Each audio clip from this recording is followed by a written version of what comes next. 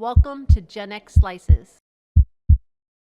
When I grew up back in the 80s and the early 90s, they had finally got to a point of acceptance. It's like, okay, I don't care if you're black. I don't care if you're white. I don't care if you're gay. I don't care. We got to a point, because that was the goal, to just quit labeling everybody, quit seeing color, quit seeing men and women, could we just see ourselves as people? Can we all just be friends? Can we all just get along? You remember that? It was a big push. And you're never going to get rid of it completely. You'll always be able to find examples. There'll always be some fun fact. Friday that goes, well, there was an incident where a guy grabbed a gun and started yelling racial things. Okay, shut the fuck up. Talking about, in general, by the mid-90s, people had finally didn't care anymore. Everybody was accepted. Everybody moves on. We got there. We got to a point where that was what was winning. And somehow we were so close to having it where it was supposed to be, where everybody was pushing for it. And you guys turned it around. You guys say, oh, we didn't divide anybody. We didn't do this. Okay. How did we go from the mid to late 90s of this, where everybody really didn't give a shit anymore?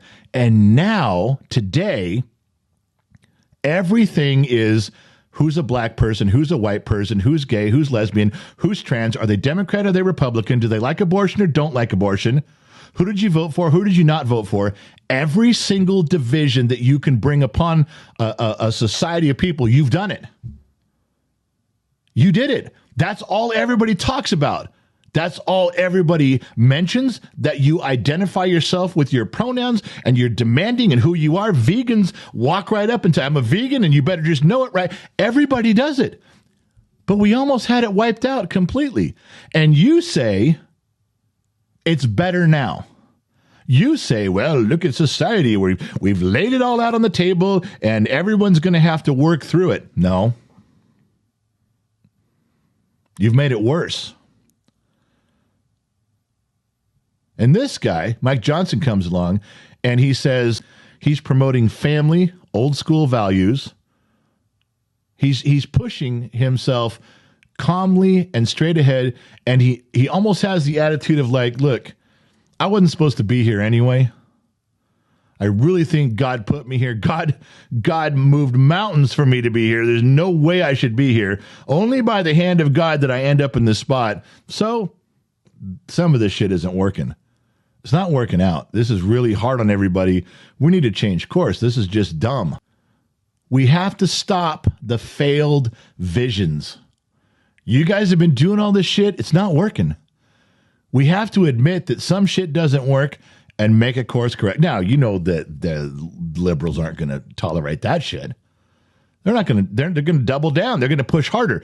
You watch how the left will absolutely call him every name in the book. If he's correct in what he's thinking and doing, if he's correct in calling out the liberal agenda, then the liberal agenda will do everything to crucify him starting today. That's how you'll know he's the right guy, is by how hard they're trying to destroy him and discredit him. Then you know. But right now, this dude's humble. He's in line with traditional old school values. And he's walking down that path, not even raising his voice, not even screaming.